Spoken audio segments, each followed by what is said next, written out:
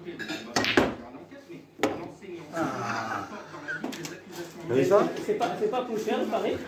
Quand les gens autorisent de Villard, normalement, ça coûte cher. Ah oui, quand on autorise de Villard. C'est pas la facture. Mais la facture, hein. Parce que le mec a autorisé de Villard. C'est ça les gosses. Mais si ce que dit la vie d'alors. mais si à la fin, il est avéré que monsieur Ali Rabé, a effectivement traité cet enseignant de raciste ou d'islamophobe, ce serait gravissime, car il est en connaissance de cause. Et là, c'est le premier magistrat, c'est le même.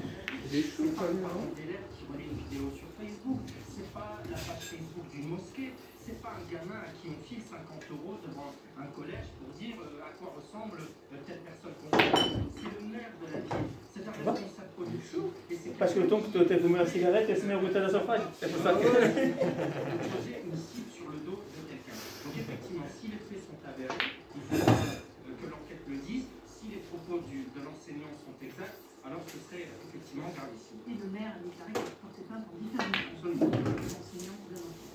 François Péponi.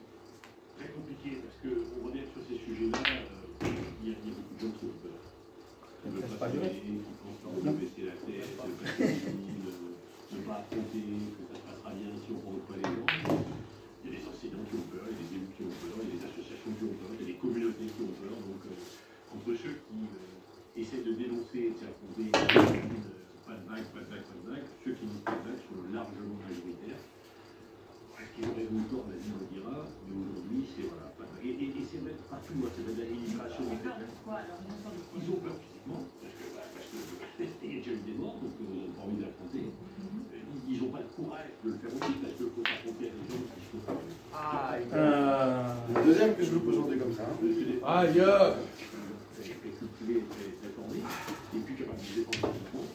Et puis on essaie de passer entre les deux. Si on ne fait pas de vague, ça se passera bien. Voilà. Et ça, c'est un peu la position générale de l'État, localement, des associations, des élus, des politiques, des enseignants qui disent. T'as une tapette de plus. Oh! Et si on passe Parce que très difficile à se résister. Allez, Moi, Joe. Ça va? La tapette? Au bout des doigts. Avec le froid. C'est con ça. C'était le cas, collectivement, c'était le bon projet.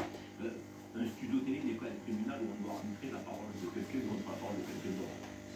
On est là pour les montrer. Aïe.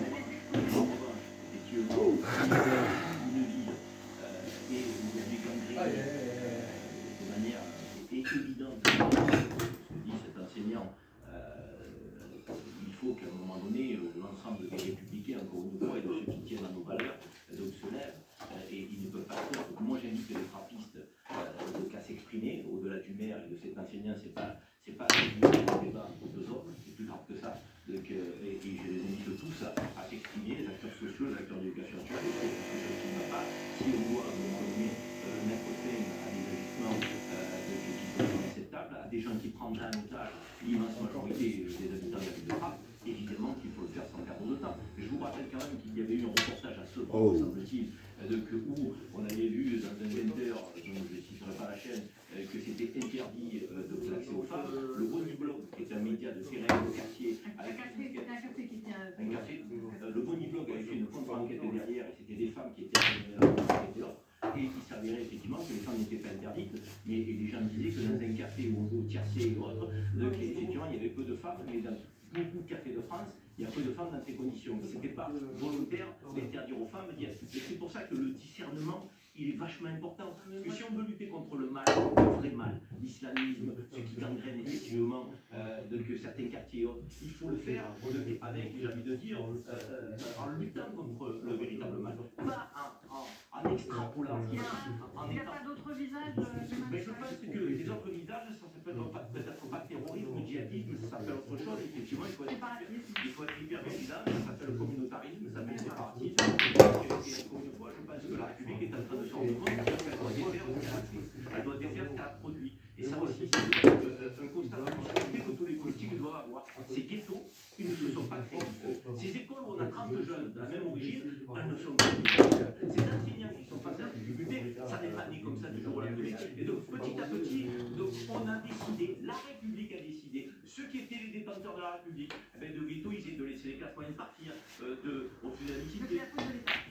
C'est la faute de ceux qui ont mené les politiques publiques. Vous ne pensez pas qu'aujourd'hui, la gestion des quartiers aujourd'hui, c'est la faute des habitants eux-mêmes qui pour la grande majorité en sont les otages.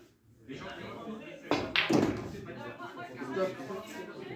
rien n'est grave. Les cafés où il n'y a pas de femmes, bon, il n'y a pas de café, il n'y a pas de femmes. Les hommes qui sont à la main des femmes, on va pas mettre à raison de ne pas tirer la main des femmes. Les voiles sur la tête, mais il y a des tas de gens qui mettent sur la tête des voiles pour des tas de raisons. Et en fait, le halal, chacun a le droit de faire ce qu'il veut, avec, voilà. Sauf qu'on sait, vous le savez, je le sais, tout le monde le sait, c'est des marqueurs, c'est des emblèmes. Bien sûr qu'on le sait. Et c'est justement en le niant qu'on a laissé avancer la situation et qu'on se retrouve aujourd'hui avec une forme d'irénisme en disant ce n'est rien. Moi, ce qui me fait. Non, mais je vais peut-être un peu revenir sur. Pardon. Sur la question de la loi du silence. Parce qu'aujourd'hui, il faut le savoir, il y a le silence qui règne. Moi, je partage ce que vous dites.